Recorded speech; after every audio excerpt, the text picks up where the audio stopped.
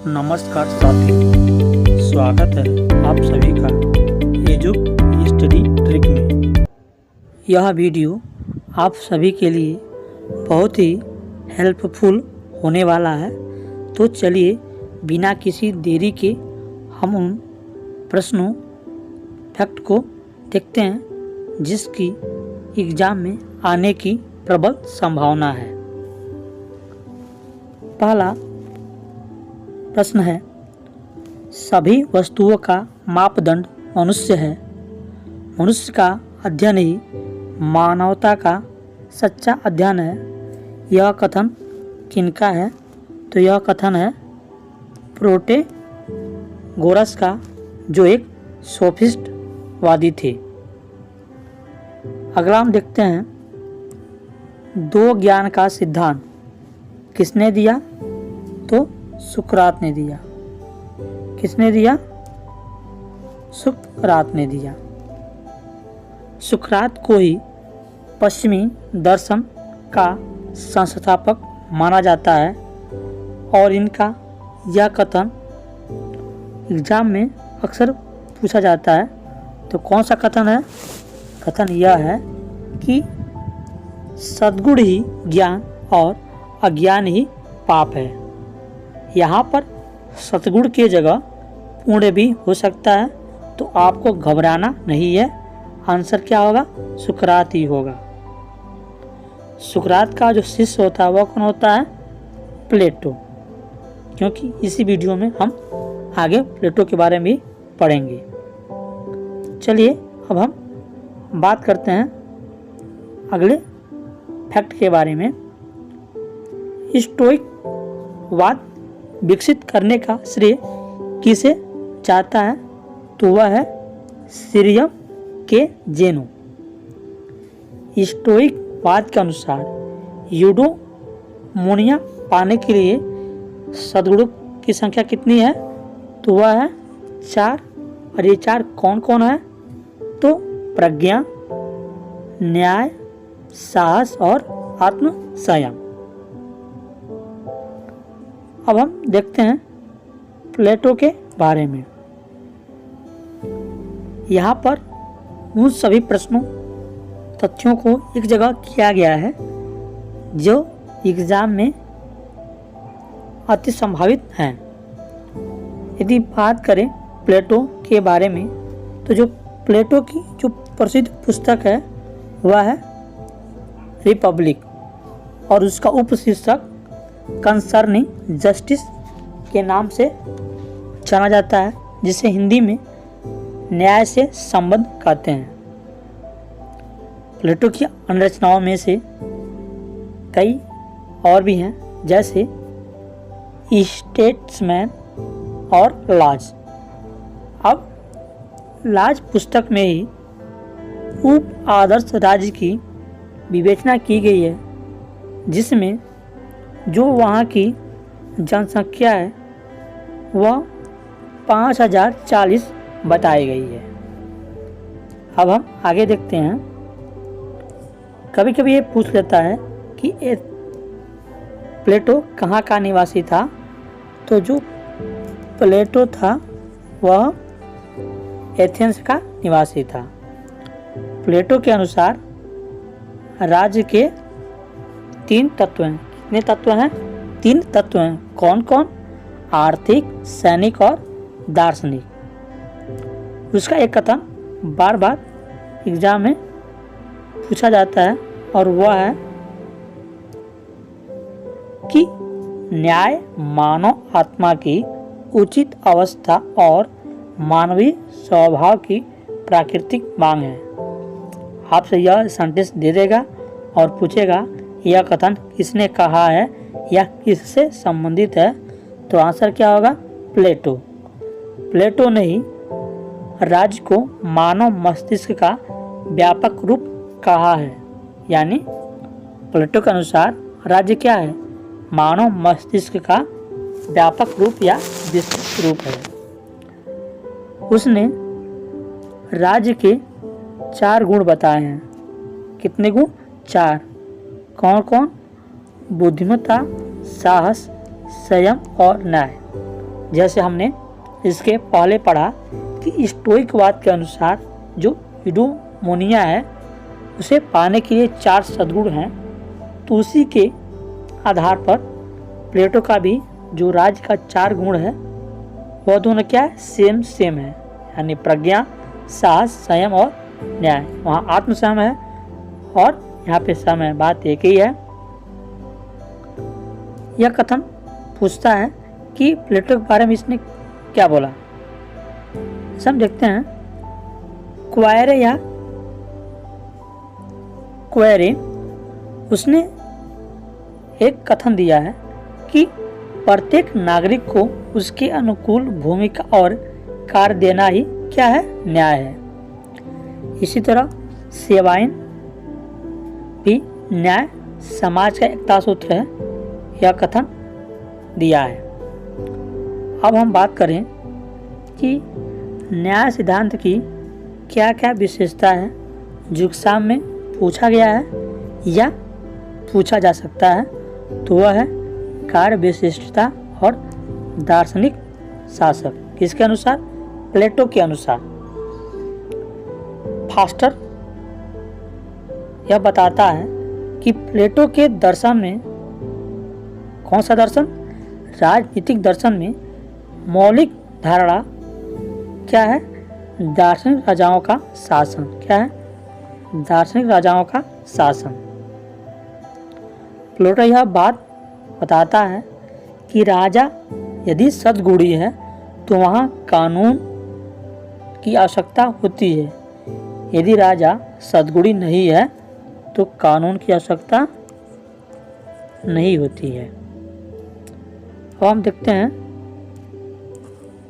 कि एक स्टेटमेंट है रूसो ने जो कहा है कि रिपब्लिक राजनीतिक शास्त्र का नहीं है, क्या नहीं है, ग्रंथ नहीं है, किंतु शिक्षा पर कभी भी लिखा गया सर्वश्रेष्ठ ग्रंथ हो सकता है या है। यह बात किसने कही, तो रूसो ने कही। प्लेटो के द्वारा जो प्रयुक्त विधि है वह है डिडक्टिव यानी निगमन विधि। कौन सी विधि, निगमन विधि।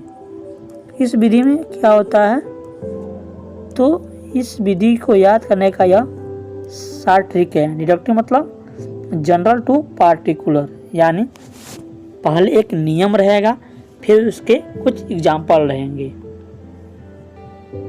अब हम बात करते हैं अरस्तु के बारे में।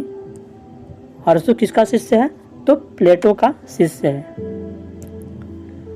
अरस्तु का जन्म कहाँ होता है, एथेंस में। एथेंस अरस्तु ने एक विद्यापीठ की स्थापना करी। कहाँ करी, लिसियम नामक शहर में। और अरस्तु की जो फेमस बुक है वह है पॉलिटिक्स।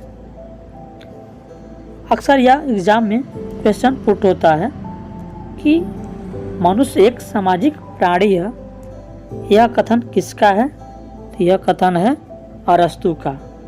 और यह भी पूछ लेता है कि मनुष्य एक राजनीतिक प्राणी है, यह कथन किसका है, तो यह भी किसका है, अरस्तु का। इसमें कोई कंफ्यूजन वाली बात नहीं है।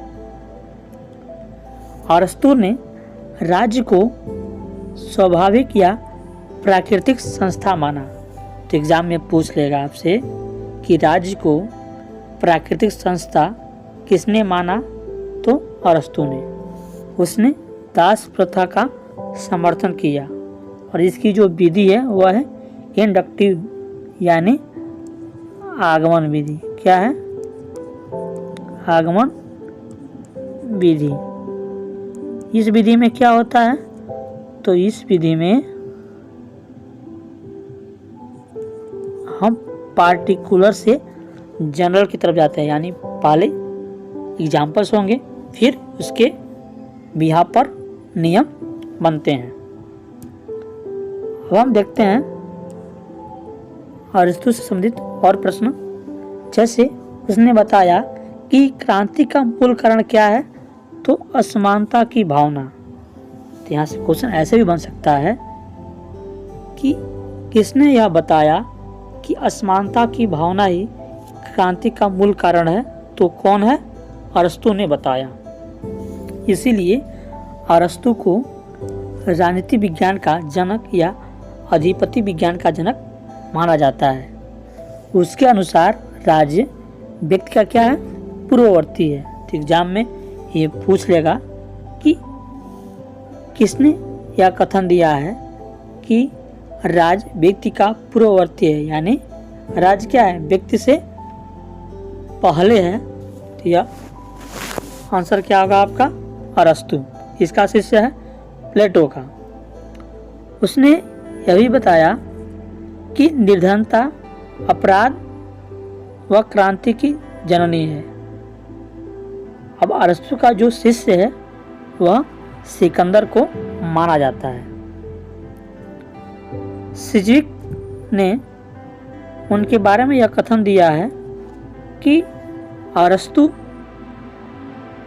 प्रारंभ वहीं से करता है जहां प्लेटो छोड़ देता है। यह बात किसने कही? सिज्विक ने कही। अरस्तु ने वैज्ञानिक अध्ययन पद्धति अपनाई। अब हम देखते हैं इसी में आगे कि ये जो शब्द है नगर राज्य शब्द, यह यूनान से संबंधित है और यह संघीय राज्य के लिए भी प्रयोग किया गया है। और प्लेटो का जो उप आदर्श राज्य है उसकी संकल्पना अरस्तु नगर राज्य के रूप में करता है। मध्य युग को ही डार्क एज यानी अंधकार युग कहा गया है। आगे हम देखते हैं कि राजनीति चिंतन इतिहास में पुनर्जागरण प्रदूत किसे कहते हैं? तो मैकियावेली को। अब हम बात करते हैं सिसरो। तो जो सिसरो की पुस्तक है वह है द रिपब्लिक। प्लेटो की पुस्तक का नाम क्या है? रिपब्लिक।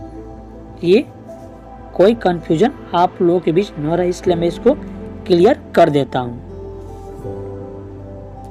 सिसरो ने ही सिसरो ने राज्य को नैतिक समुदाय माना और कॉमनवेल्थ की संज्ञा दी। किसने दी? सिसरो ने दी। किसे? राज्य को। उसके अनुसार कानून शासक के ऊपर है और जो शासक है वह क्या है? जनता के ऊपर है। अब हम बात करते हैं थॉमस एक्विनास या एक्विनास के बारे में। तो एक्विनास को मध्य युग का समतुल्य अरस्तु कहा गया है। और यह बात किसने कही? तो मैक्सी ने कही। एक्विनास की बहुत सारी पुस्तकें हैं जो एग्जाम में पूछ लेता है। किस प्रकार? ऑप्शन दे देगा और पूछ लेगा इनमें से कौन सी पुस्तक एक्विनास की नहीं है। इसलिए बुक जानना हमारे लिए क्या होता है? जरूरी होता है। तो कौन सी बुक है? सुम्मा थियोलॉजिका, सुम्मा कंट्रा जेंटाइल्स और the rule of princess, commentaries on politics of Aristotle, जिसे हम अरस्तु भी कहते हैं। और इसने राजतंत्र का समर्थन किया। किसका? राजतंत्र का। उसका यह कथन अधिकतर एग्जाम में पूछा जाता है। कौन सा कथन? कि राजतंत्र सर्वश्रेष्ठ शासन है क्योंकि यह ईश्वरीय शासन के सर्वाधिक अनुरूप है। उसके अनुसार कानून के 4 प्रकार होते हैं: शाश्वत, प्रकृति, दैवी और मानवीय, जिसमें प्राथमिक स्तर पर शाश्वत माना जाता है। अब हम बात करते हैं संत अगस्टाइन के बारे में। City of God. इन्होंने ही 2 राज्य की अवधारणा दिया था। इनके अनुसार क्या? पाप दासत्व की जननी है, अर्थात यह भी दासता का समर्थन करते हैं। फास्टर यह बात बोलता है कि अगस्टाइन दास्ता सिद्धांत को क्या बताते हैं? असंतोषजनक बताते हैं। संत अगस्टाइन का जन्म मिलान इटली के प्रसिद्ध शहर में होता है और यह प्लेटो से क्या थे? प्रभावित थे। किससे? प्लेटो से। प्लेटो की जो प्रसिद्ध पुस्तक है उसका नाम क्या है? अभी हमने बताया, तो आप कमेंट में इसे अवश्य बताएं। अब हम चलते हैं पुनर्जागरण के तरफ। तो जो पुनर्जागरण है इसका प्रारंभ इटली के फ्लोरेंस नामक शहर से होता है। कब? जब तुर्कों द्वारा कुस्तुनतुनिया पर अधिकार कर लिया जाता है, तो विद्वानों के माध्यम से इटली में पुनर्जागरण का प्रारंभ होता है। पुनर्जागरण के अग्रदूत दांते को माना जाता है, जिनकी जो प्रसिद्ध पुस्तक है वह है डिवाइन कॉमेडी, और यह लैटिन भाषा में न होकर किस भाषा में है? वहाँ की जो बोलचाल की भाषा है टस्कन। ओके,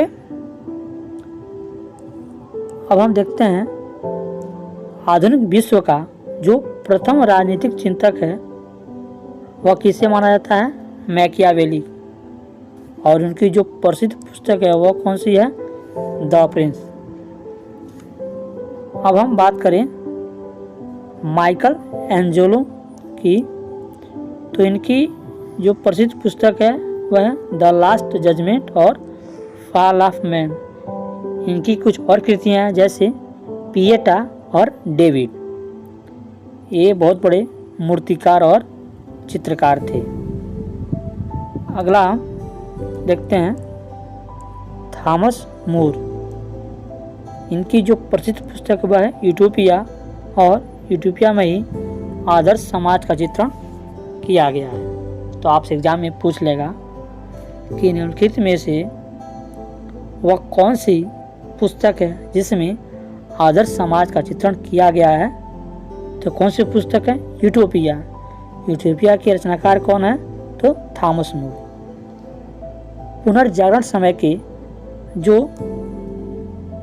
बेस्ट एसे राइटर यानी निबंध लेखक थे वो थे फ्रांसिस बेकन, और उनकी जो रचनाएं हैं जैसे नोवम आर्गोनम, नोवम आर्गोनम, आर्गोनम। इन्होंने बोला था कि इतिहास व्यक्ति को बुद्धिमान बनाता है। यदि हम बात करें morning star of religious reform यानी धर्म सुधार आंदोलन की जो प्रातःकालीन तारा है वह किसे कहा जाता है? तो जॉन विक्लिफ को। मानववाद का जनक किसे कहते हैं? तो पेट्रार्क। इनकी जो प्रसिद्ध रचना वह क्या है? लॉरा। क्या है? लॉरा। ईश्वर से डरो, राजा का सम्मान करो, यह किसका कथन है? तो सेंट पीटर का। दो तलवार का सिद्धांत यह किसने दिया है? पोप गिलेसियस प्रथम ने। अभी आपने पढ़ा कि दो ज्ञान का सिद्धांत किसने दिया? तो किसने दिया? इसको हमने पहले पढ़ लिया। किसने? सुकरात ने दिया है। कौन? सुकरात। ये आपको नहीं भूलना है।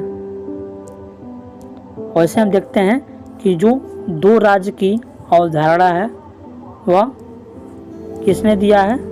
तो वह दिया है संत कौन?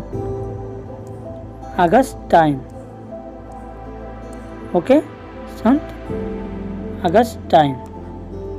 और इसी तरह हम देखते हैं कि दो तलवार का सिद्धांत किसने दिया है? तो पोप ग्लेशियस प्रथम। अब आपको यह समझ आ गया होगा कि यहाँ से कम 2 प्रश्न आने की पूरी संभावना है। जैसे 2 तलवार, 2 राज, 2 ज्ञान, इनमें से कोई 2 अवश्य ही पूछेगा। अगला हम देखते हैं कि मध्य युग के चिंतन का सार उसका सार्वभौमिकतावाद है। यह बात किसने कही?